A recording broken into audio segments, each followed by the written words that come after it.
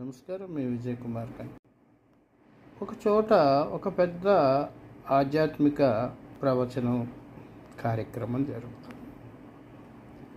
సరే, ఆ కార్యక్రమంలో ఆ ప్రవచనం వినాలంటే సీట్ కిందని కట్టి వెళ్ళాలి. ఆ ప్రవచనకర్త మాటలు వింటే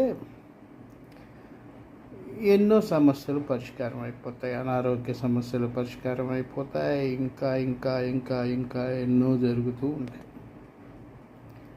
సరే, అవి ఒక 10 రోజుల్లో 15 రోజుల్లో జరుగుతాయి. బాగానే జనం వస్తున్నారు. ఆ సీటు ఖర్చులు కానీ, వేసేటటువంటి చందాలు కానీ బస్తాలుగా లారీల్లో వేసుకెళ్తున్నారు. ఒకరోజు ఒక కుర్రాడు బాగా ఎత్తుగా, ఎర్రగా, తెల్లటి బట్టలు వేసుకుని వచ్చి, ఆ బట్టల నిండా రక్తం, తలపై నుంచి గాయాలు, చేతులకి దెబ్బలు. సరే, అక్కడికి వచ్చాడు. అక్కడ ఎవరు రానిలా. దగ్గర టికెట్ ఉందా అన్నారు. లేదన్నారు.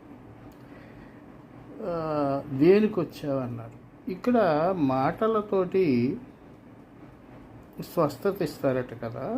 ఇలా ఆయన ముట్టుకుంటే ఆ స్టేజ్ మీద అయినా అన్నీ పోతాయట కదా. అవును అన్నారు. అక్కడికి వెళ్ళాలి అన్నారు.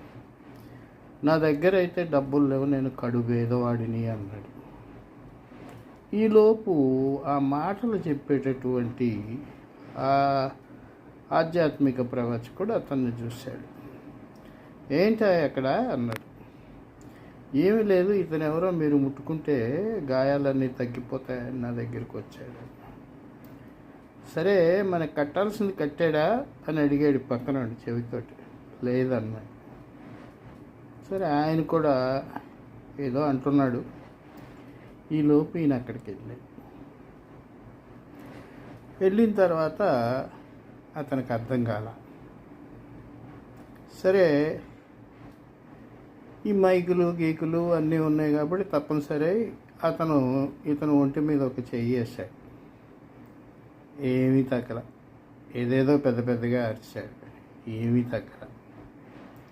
ఒక 5 నిమిషాల తర్వాత, నువ్వు ఎప్పటికీ ఏమీ తగ్గించలేవు, తగ్గించగలననే నమ్మకం నీకు లేదు అంటూ మెల్లిగా అక్కడి నుంచి వెళ్ళిపోయాడు. కొద్దిసేపటి తర్వాత ఆ ప్రవచకుడు వెనక చూస్తే ఇదే వ్యక్తి నవ్వుతూ కనిపించాడు ఒక చిత్తరువులో.